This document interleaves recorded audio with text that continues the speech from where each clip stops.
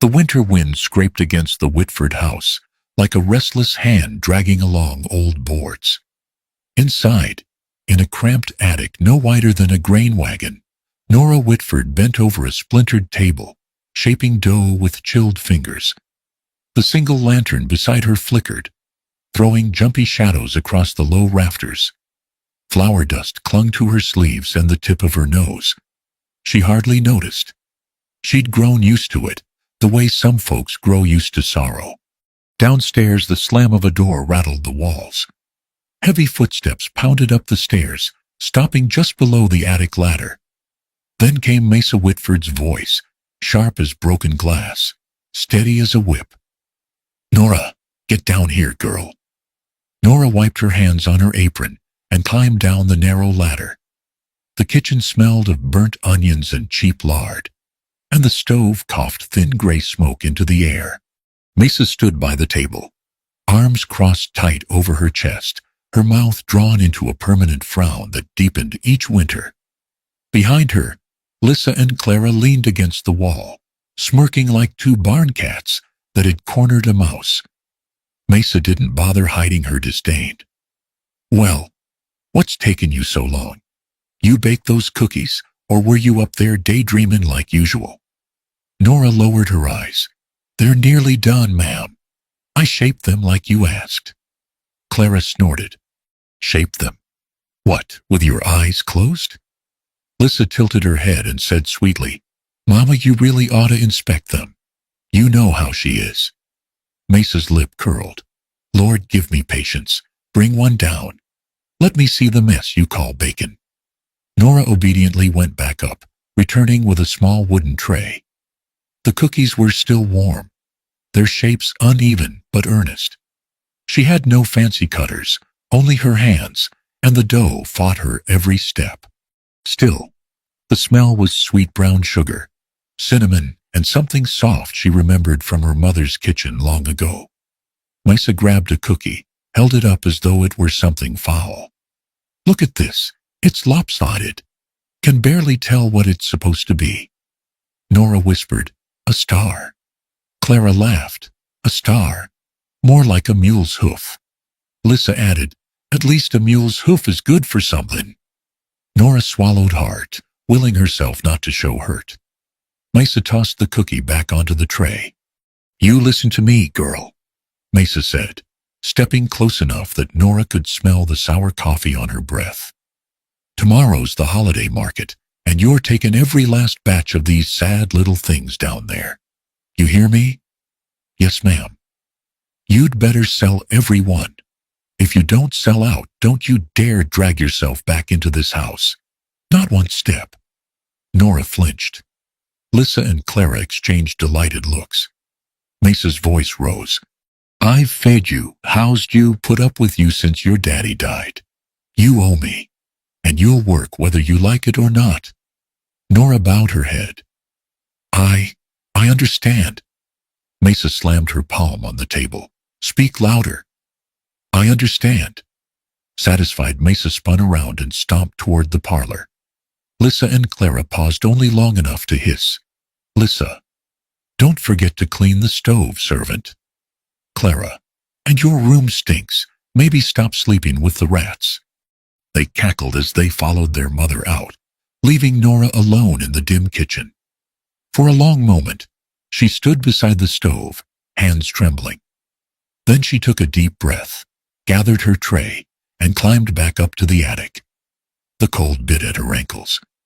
But up there at least she had quiet enough to remember the smell of her father's baking, when he was still alive, back before sickness took him, and the world lost its color. She shaped more cookies until the lantern burned low. When the flame finally sputtered out, she wrapped the trays in cloth and lay down on her thin mattress. Snow tapped the roof.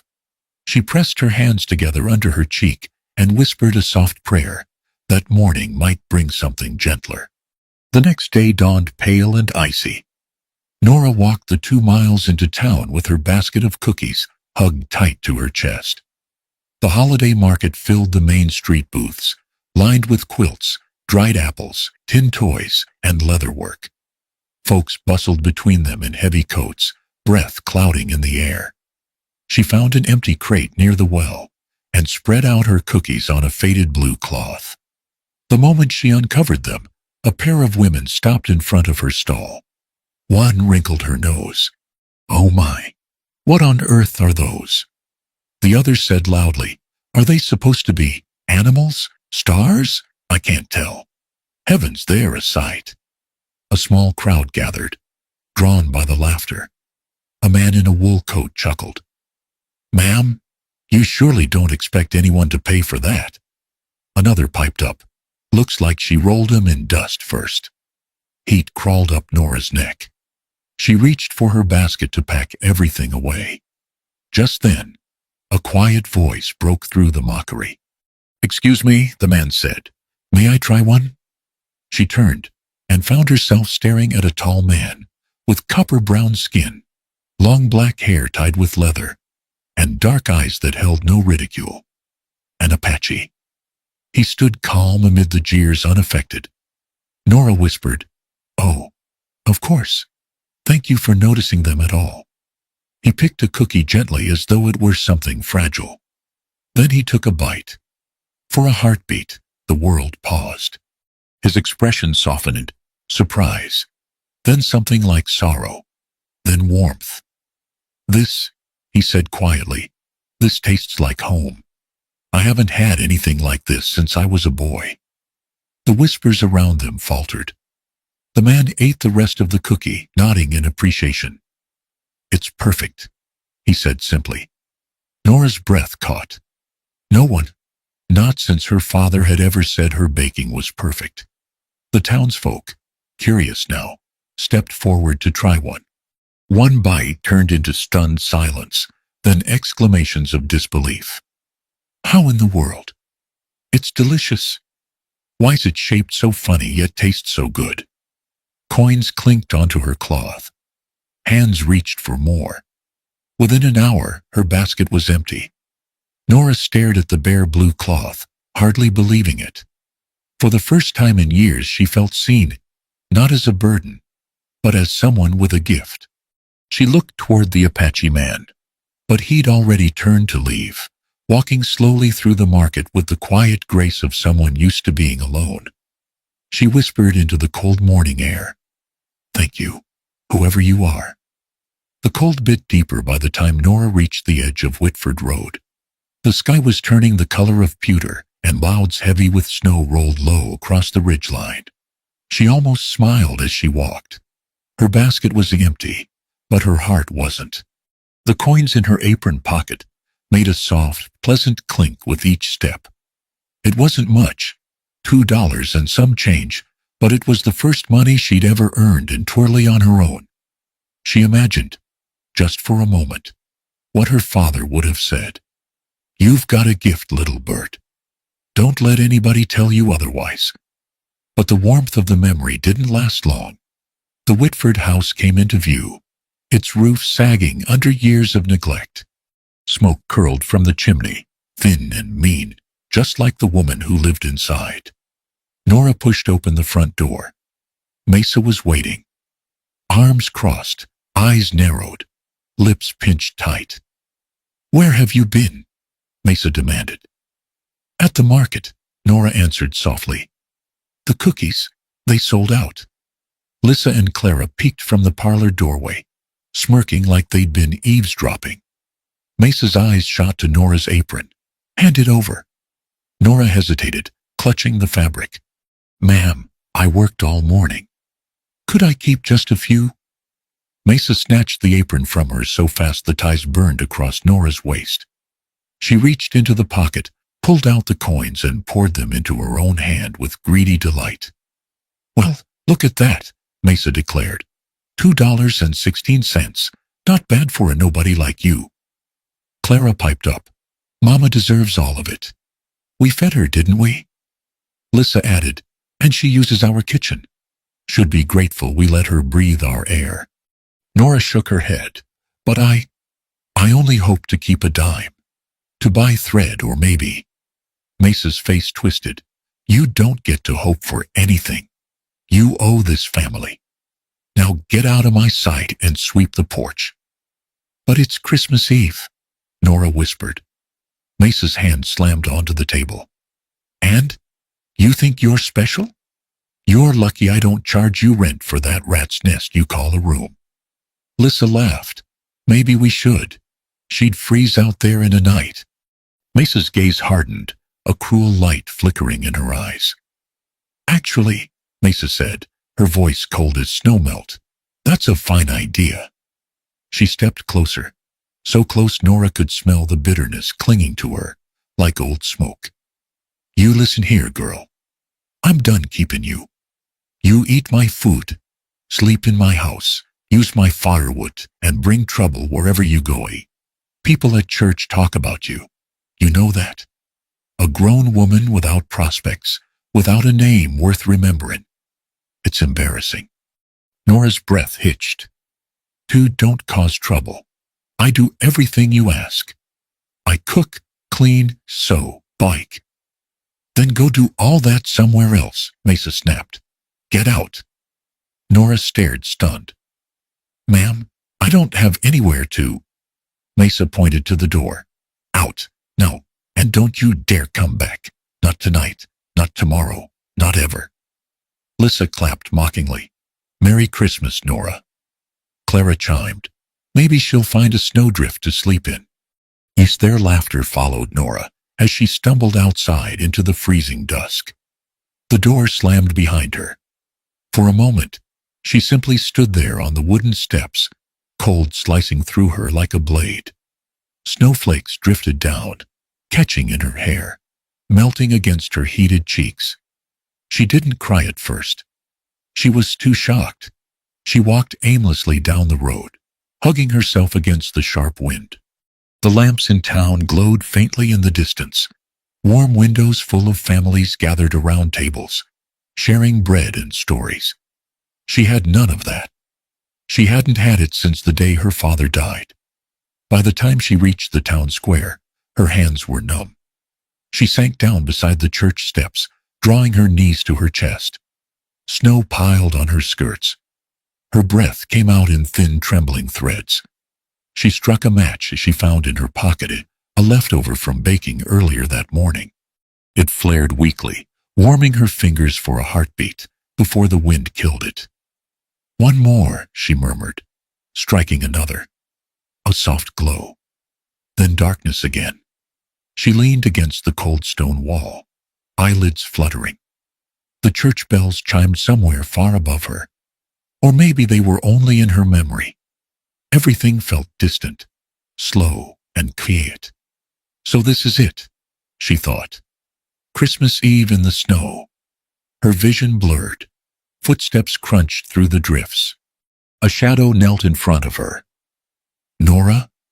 A voice said, deep, calm, unmistakably familiar. She looked up through the haze of cold and exhaustion. Nicholas Redhawk. Snow dusted his shoulders, melting in his long black hair. His amber eyes whitened with concern the moment he saw her state. "Good Lord," he murmured, lifting her gently. "You're frozen stiff." I got turned out," Nora whispered. "I didn't know where else to go." "You don't have to explain," Nicholas said softly. "Save your strength." She sagged against him, too weak to protest, as he wrapped his coat around her and lifted her into his arms. The world swayed gently as he carried her down the street, past shuttered homes and darkened storefronts. "You're Eve now," he told her. "I've got you." She clung to the warmth of his voice until everything went dark. When she awoke, the smell of pine smoke filled her nose. She lay beneath a heavy wool blanket in a small wooden cabin. The walls were patched, the windows rattled, and the floor was uneven, but it was warm. A small fire crackled in the stone hearth. Nicholas knelt beside it, adding another split log. When he heard her stir, he turned quickly. "You're awake," he said, relief softening his usually steady tone. "How are you feeling? Any warmer?" Nora pushed herself up slowly. "A little. Where am I?" "My mill cabin," he answered. It ain't much, but it's shelter. You were close to freezing out there." Her breath trembled. "Thank you. I didn't know who else would help me." Nicholas studied her for a long, thoughtful moment. Then he said quietly, "Nora, if you've got no place to go, I'd be honored if you'd stay on as cook for my flour mill. I can offer a dry roof, meals, and a week's wage. More when business gets better." Her eyes widened. "You'd give me work and a home?" "Yes," he said simply. "I don't turn away good people." Emotion rushed through her so fast she had to press a hand to her chest. "I'll work hard," she whispered. "I swear it." Nicholas nodded once, firm, dependable. Then it settled. The fire popped warmly beside them. For the first time in years, Nora felt the faint, unbelievable stirring of hope. Nora woke the next morning to the muffled sound of wind brushing against the cabin walls and the faint rhythm of grinding stone somewhere outside. A thin beam of gold morning light slipped through the crooked shutters, landing across her blanket. For a moment, she lay still, not quite believing she was warm, safe, and alive. No attic, no shouting, no cold floorboards biting into her feet. Only the steady thrum of the flour mill and the smell of wood smoke. She rose, wrapped the blanket around her shoulders, and peeked out the small window. The Red Hawk flour mill sat about 30 yards from the cabin, an old wooden building, with a water wheel creaking steadily against the half-frozen stream. Snow lay thick across the ground, broken only by Nicholas's boot tracks. A gentle knock came at the door. "You up?" Nicholas called. Nora opened it, the winter air slipping through her blanket. Nicholas stood there holding 2 tin cups, steam rising from both. "Morning," he said, offering one to her. "It's only chicory coffee, but it's warm." She accepted the cup, her fingers brushing his. A tiny spark ran through her before she could stop it. "Thank you for everything," she said softly. Nicholas only nodded, as if kindness needed no explanation. Later that morning, he showed her around the mill. The grinding stones rumbled low, sending vibrations through the plank floor. Canvas sacks of grain leaned against the walls, patched and repatched like old quilts. "It's not much," Nicholas admitted, "but it's honest work. Folks around here need flour more than they need most things." Nora touched a sack lightly. "It feels peaceful here." He looked at her a moment. "Yeah," he said, "it can be." He led her to the kitchen area attached to the mill, a small room with a wood stove, a long counter, and shelves cluttered with mixing bowls. "I figured this could be your space," he said, "if it's all right with you." She ran her hand across the counter, worn smooth from years of use. It wasn't fancy, but it was hers. "I've never had a kitchen of my own," Nora whispered. Nicholas's brows lifted slightly. "Well, you do now." She smiled, truly smiled, and he looked away quickly, as though the sight made his heart stumble. They began working together that afternoon. Nora mixed dough while Nicholas fixed a broken latch on the window. Every few minutes, he stole glances at her, she noticed, but he always pretended he hadn't been looking. She wore an apron too big for her, cinched twice around her waist, sleeves rolled up to her elbows. The winter light caught in her hair, turning the strands a chestnut gold. Nicholas's hands, steady as always, slipped with the hammer and hit his own thumb. His hiss of pain made Nora whirl around. "Oh, Nicholas, are you hurt?" "It's nothing," he muttered, shaking his hand. She hurried to him anyway, taking his broad fingers in her small ones. "Let me see. It's just a little." She looked at the swelling thumb. "You hit this pretty hard." He blinked at her closeness, her gentle touch. "Well, maybe a little." She tied a strip of cloth around it. "There." Nicholas studied the bandage, then her. "I fix mills," he said. "You fix thumbs." She laughed, soft and warm, and he felt something lift in his chest. something he hadn't felt in years. As the afternoon deepened, Nora baked her first batch of cookies in the mill kitchen. But she misjudged the stove's airflow. Smoke curled from the oven crack, drifting across the room. Nicholas rushed in, alarmed. "Is it on fire?" No, I just—" Nora opened the oven door and coughed. "I think I accidentally invented smoke-flavored cookies." Nicholas waved the smoke aside with his good hand and peeked inside. "Well," he said straight-faced, "they look sturdy." "Sturdy?" Nora choked out a laugh. "That's not a compliment." "They might make good horse feed," he added. She shoved him lightly on the arm. "Don't you dare feed them to any creature. They deserve better." He chuckled, a rare sound, deep and warm, and Nora felt her cheeks flush. They tried again, this time working side by side. She shaped the dough while he kept the stove's draft steady. At one point, flour puffed unexpectedly into the air, coating Nicholas from nose to boots. He froze. Nora stared at him, wide-eyed. "Don't laugh," he warned gently. She laughed.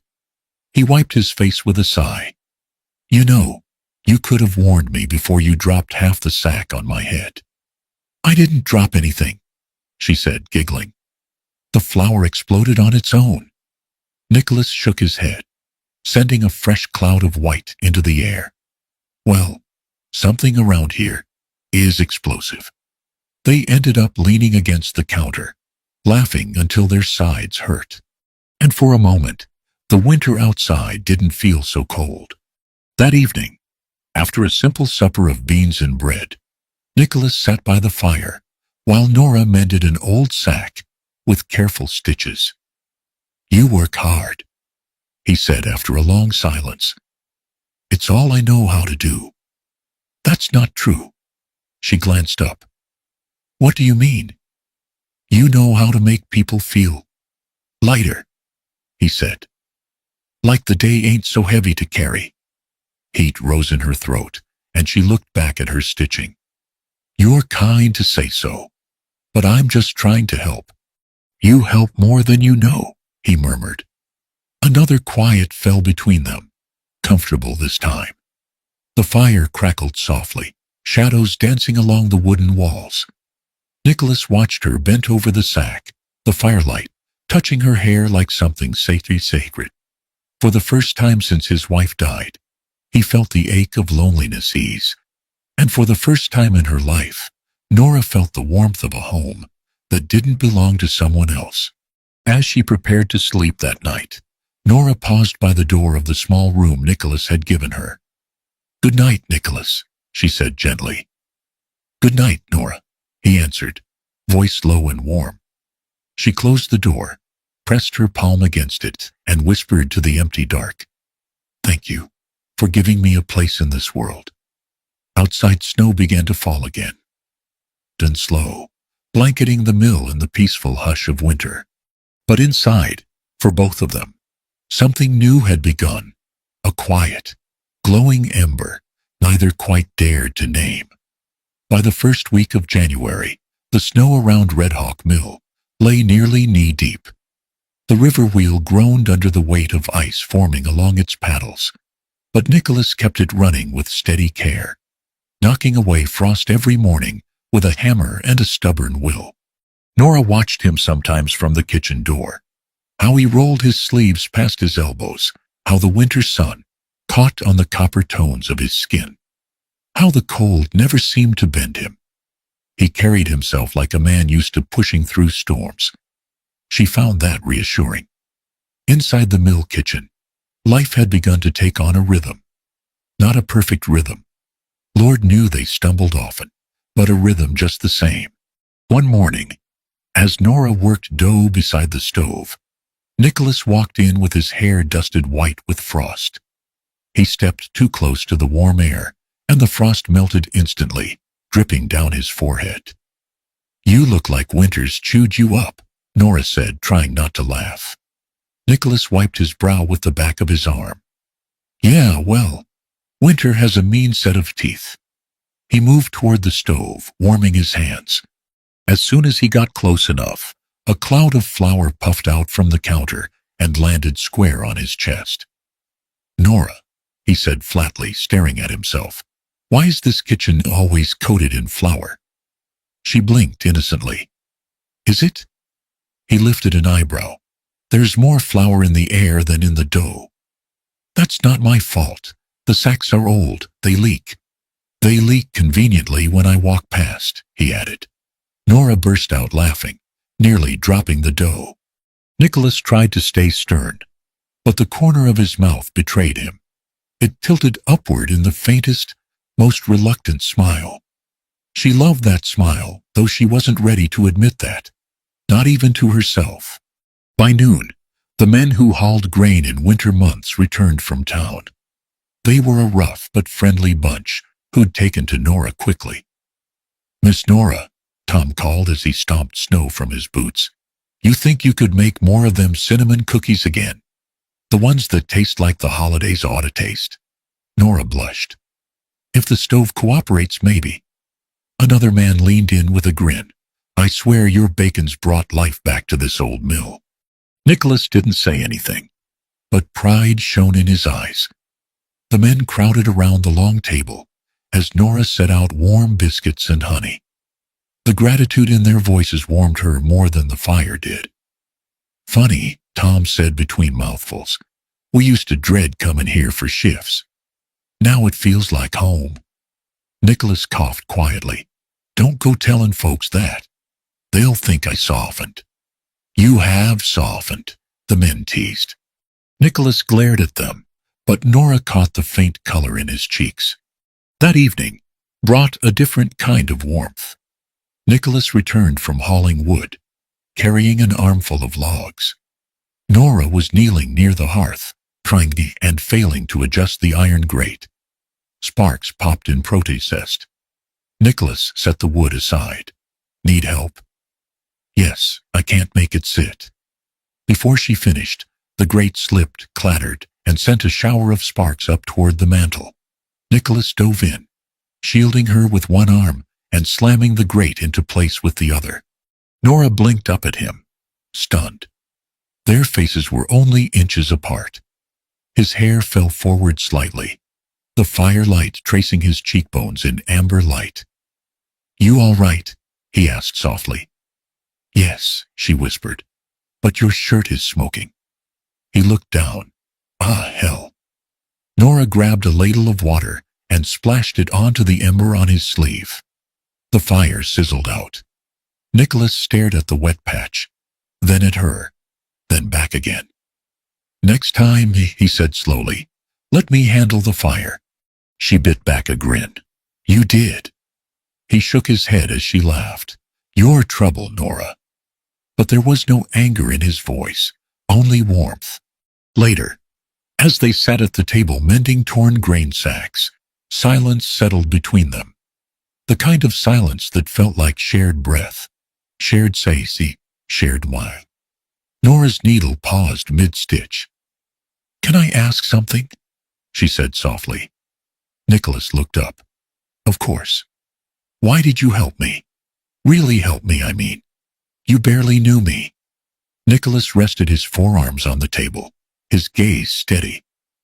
"Because I know what it's like to lose everything," he said. "And because kindness shouldn't need a reason." Nora felt something in her chest twist, sharp and tender at the same time. "I don't think anyone's ever said something like that to me." He frowned slightly. "They should have." Another quiet fell, deeper and softer. Finally, Nicholas spoke again. "Nora, if you ever want to learn something here, how to run the mill, how to balance the ledgers, how to drive the wagon, you only have to ask. This ain't just my place anymore." She blinked. "What do you mean?" "I mean," he paused, choosing his words carefully, "you make this mill feel alive again. And I'm grateful." Her heart beat just a little too fast. "Thank you," she whispered. As winter eased into late January, folks in town started noticing something remarkable. Red Hawk Flour Mill, once struggling, was turning out some of the best baked goods around. Orders came in for Nora's cookies, biscuits, and honey buns. Nicholas began trading flour for winter vegetables, firewood, and saddle repairs. The mill wasn't thriving yet, but it was breathing stronger than it had in years. The men teased Nicholas every day. "Never seen you smile so much, boss. You sure she's only your cook? Haven't heard you hum since, well, ever." Nicholas muttered at them, but never denied a word. Nora noticed, but kept the warmth of it tucked close. One night, after the men had gone and the mill had gone quiet, Nora stepped outside. Snow glowed under the moonlight, like silver dust.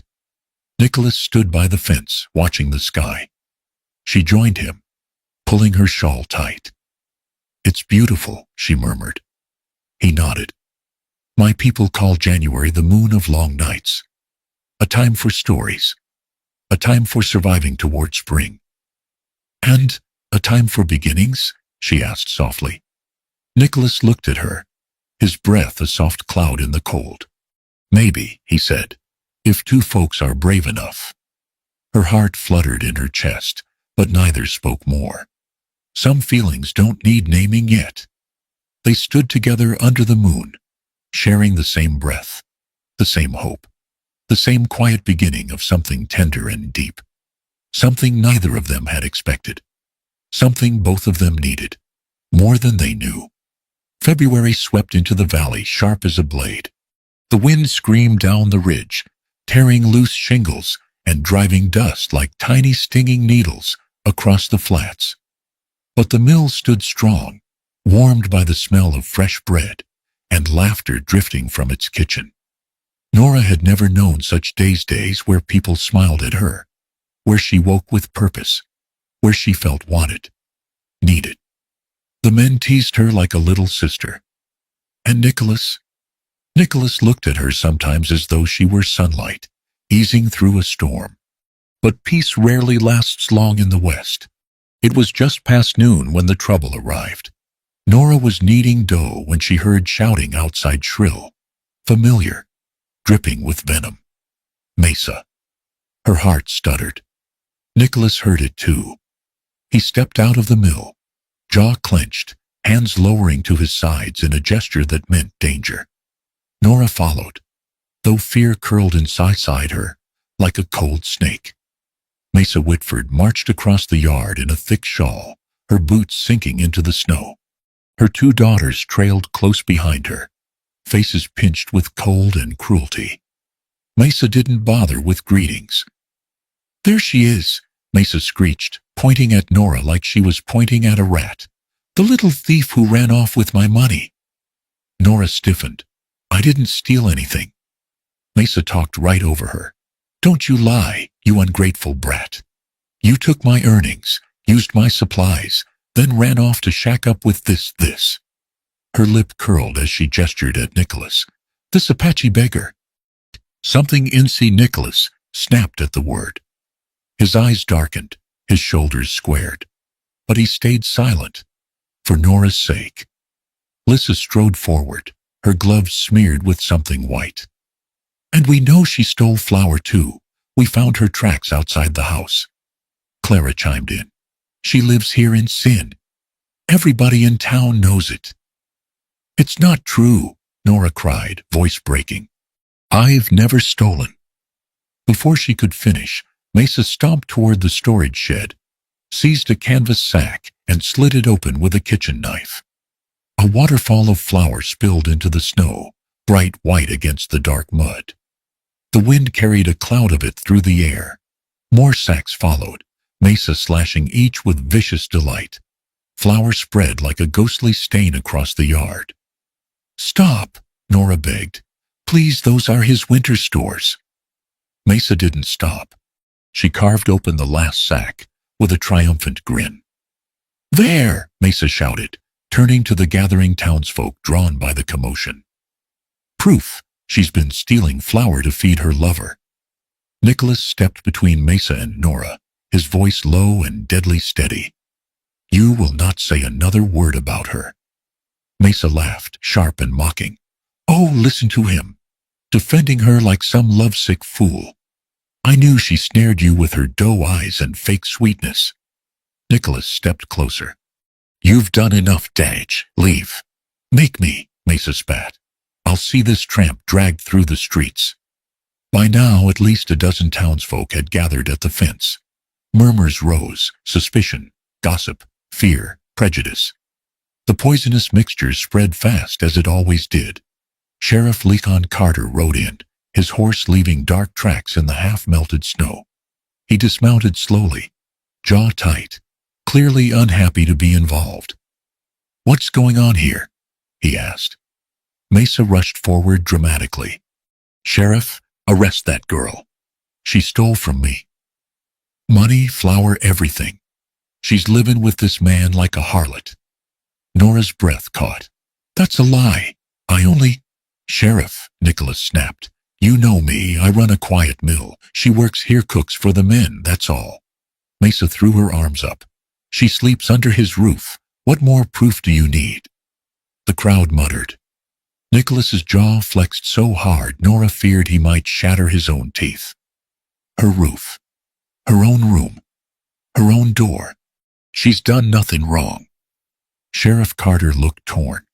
He glanced at the teenagers behind Mesaboth, nodding vigorously, play-acting outre.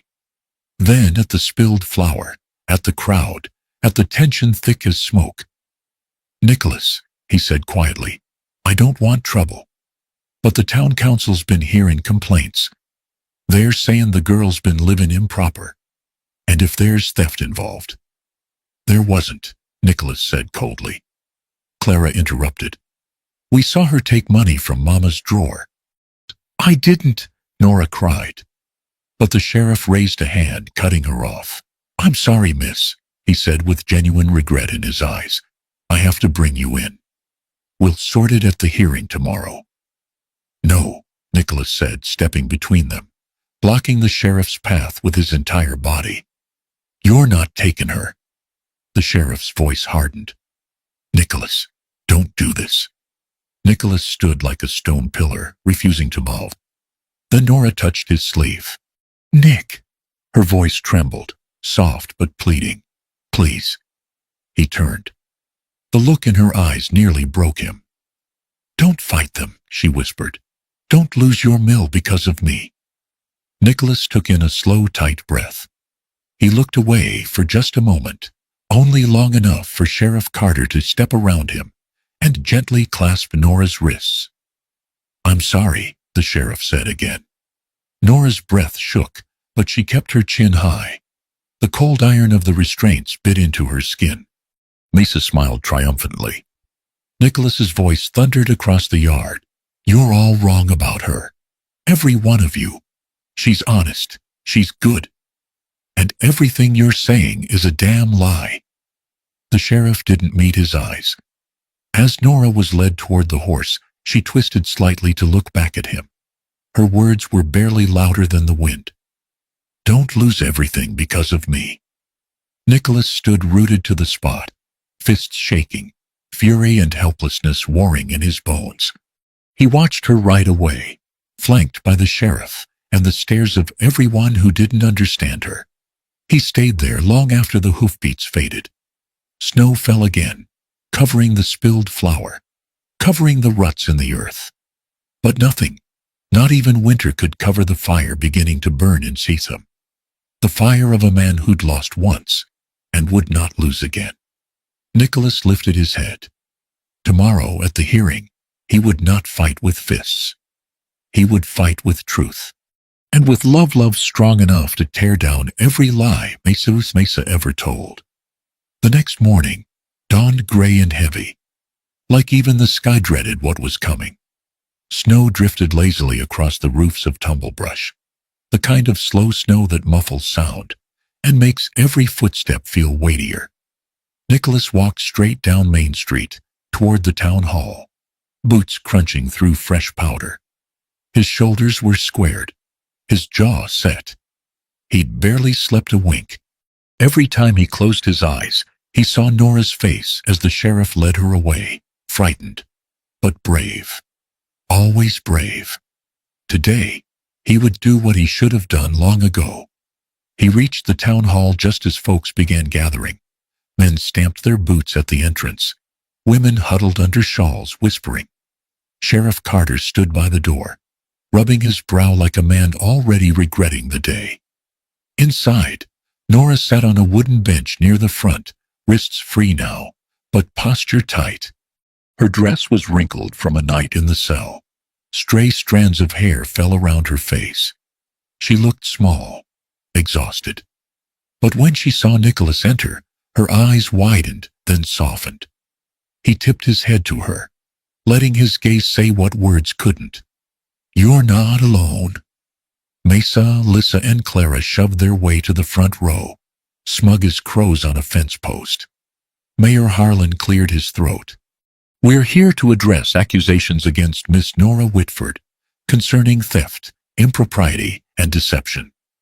Mesa rose dramatically. "She's a snake, Mayor. She stole from me and ran off with that Apache to live in sin." Nicholas felt something inside him snap like dry timber. He stepped forward. "I'll speak to that." A ripple went through the crowd. Mayor Harlan frowned. "Mr. Redhawk, you'll have your turn." "I'm taking it now," Nicholas said, voice steady as a drawn bow. "Folks need to hear the truth before more lies take root." Mesa scoffed. "Truth? From you?" Nicholas didn't look at her. He looked at everyone else. "I've lived here 5 years," he began. "Long enough for most of you to know what kind of man I am. I run an honest mill. I mind my own business. I don't cause trouble." Murmurs of agreement rolled through the room. "But trouble came anyway," Nicholas continued, heat rising in his voice. "Not from Nora. From the ones calling her a thief." Mesa surged to her feet. "How dare you?" "Sit down," Nicholas said, and the force in his tone made even the mayor blink.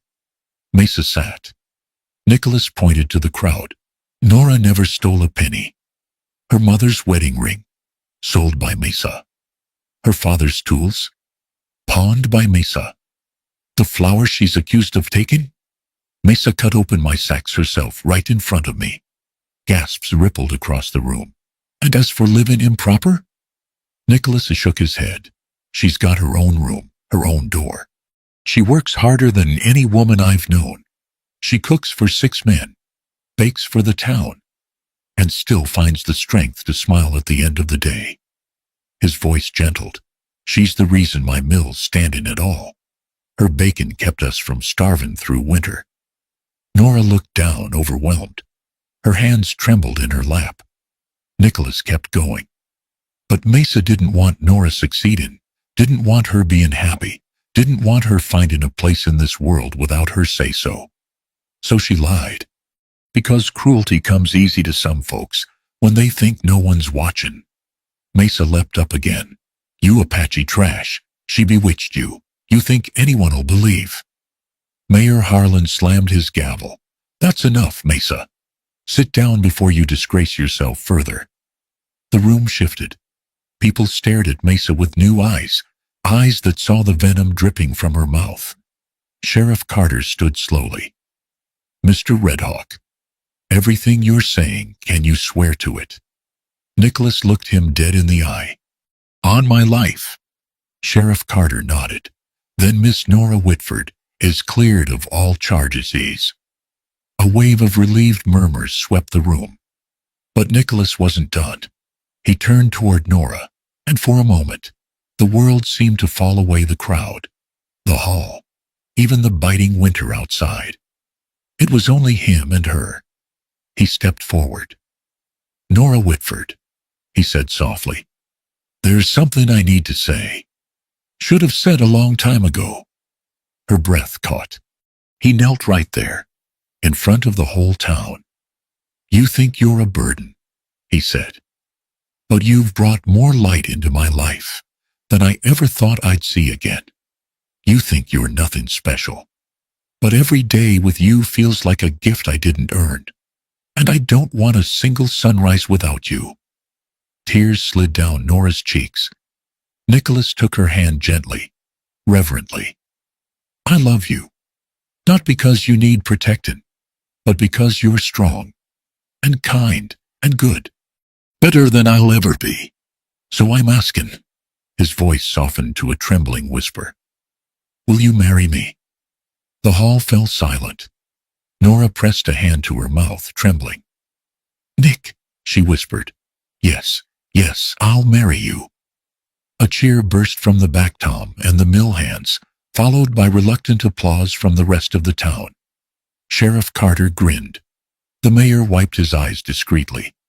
Mesa shrieked, No, no, I forbid. But the crowd, fed up and disgusted, began jeering her instead. Get out of here, shameful woman. You leave her be. Someone shouted, Mesa Whitford, you and your girls ain't welcome here anymore. And so it was decided. Mesa, Lissa, and Clara were escorted out of town, faces red with humiliation, shouts chasing them down the road. That evening, inside the small church at the end of Main Street, Nicholas and Nora stood hand in hand. The minister spoke simple vows. Nothing fancy, nothing grand. But when Nicholas said, I promise to stand by her through joy and sorrow, through sickness and hardship, to love her all my days, his voice shook. Nora whispered, and I promise to walk beside him, in every season to come. Their kiss was soft but sure, sealed under the glow of lantern light. Outside, snow began to fall again, gentle this time, like a blessing drifting down from the quiet winter sky. When the last snow of winter melted along the Red Hawk Mill, Nora and Nicholas began their quiet life together, one built not from fortune or favor, but from courage, kindness, and the simple grace of two hearts finding home. Their story lived on in the small town of Tumblebrush, whispered like a warm memory each time the scent of fresh bread drifted through the valley. If you enjoyed this tale, please remember to hit subscribe, like, share, and leave a comment so I can bring you more stories to enjoy. Thank you all for listening.